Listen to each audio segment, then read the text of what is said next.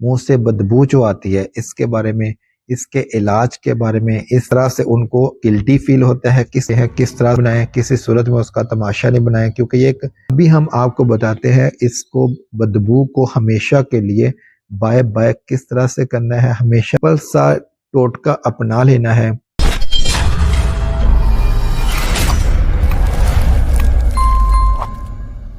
السلام علیکم، لاکھوں کروڑوں درود و سلام حضرت محمد صلی اللہ علیہ وآلہ وسلم اور ان کی آل پر۔ میں ہوں ڈاکٹر سیف الرحمان اور آپ دیکھ رہے ہیں میرا Facebook and YouTube channel.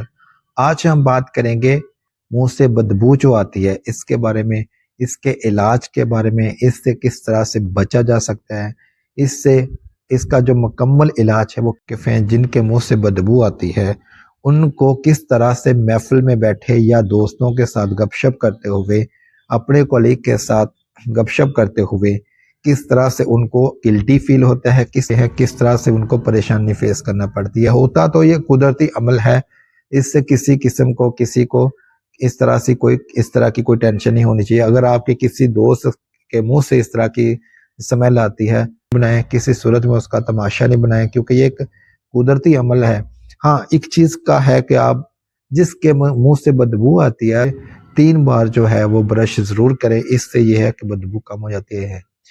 ابھی ہم آپ کو بتاتے ہیں اس کو بدبو کو ہمیشہ کے لیے بائے بائے کس طرح سے کرنا ہے، ہمیشہ کے لیے بدبو کو بائے بائے کر کے ہمیشہ کے لیے الوداع کہہ کر اپنی شخصیت کو کس طرح سے اپنے آپ کو تھوڑا دوستوں میں کمفرٹیبل محسوس کر سکتے ہیں۔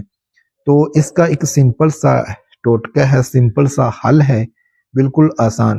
اس سے پہلے ہم آپ کو بتا چکے ہیں بغلوں سے بدبو کا جو حل ہے اس کا بھی ہم آپ کو بتا چکے ہیں۔ اس کے بعد پاؤں سے بدبو جو آتی ہے اس کا بھی حل ہم آپ کو بتا چکے ہیں۔ اس کے بعد ابھی ہم آپ کو بتا رہے ہیں کہ آپ کے منہ سے جو بدبو آتی ہے اس کو کس طرح سے ختم کرنا ہے۔ تو ہوتا کیا ہے کہ آپ نے ایک سمپل سا ٹوٹکا اپنا لینا ہے۔ ایک آپ نے لیمو کا رس لینا ہے اور ایک سیب کا سرکہ، ان دونوں کو آپ نے پہلے مکس کر لینا ہے اچھی طرح سے مکس کر کے اس میں آپ نے پانی شامل کرنا ہے۔